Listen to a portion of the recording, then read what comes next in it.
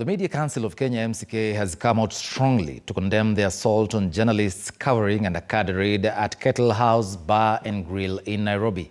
The incident occurred on Friday night during a crackdown by the National Authority for the Campaign Against Alcohol and Drug Abuse (NACADA) on the prohibited shisha substance.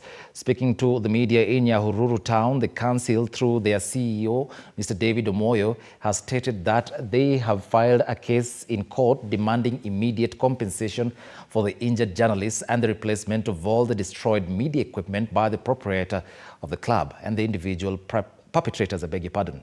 The council has also assured all the journalists across the board on their safety, asking them to be vigilant on the kind of coverage they are going to undertake.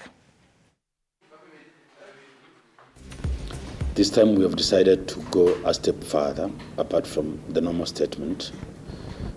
We are moving to court to demand compensation for the injuries of the journalists and the equipment that were destroyed.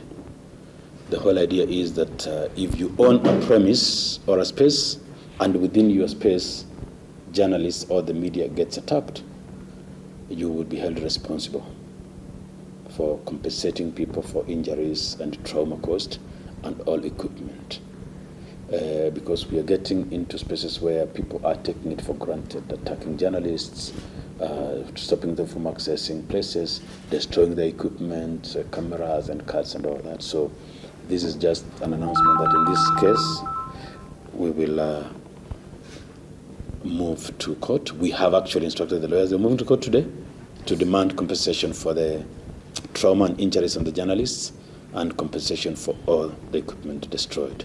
So while the court and the government has its criminal case ongoing, as the council, we think that compensation for equipment and injuries is one way to stop threats and injuries against journalists and hold people accountable for threatening the work of the media and interfering with the press freedom. Think about which event you are attending, so that whichever people you are to, you have the best and the worst case scenario. Unaenda mahali ni saa 7 usiku na kutakuwa kukimbishana kidogo, naita purukushani kidogo, isn't it? You must then be aware of that. So the challenge is for the journalists to know, unaenda press conference ama unaenda raid.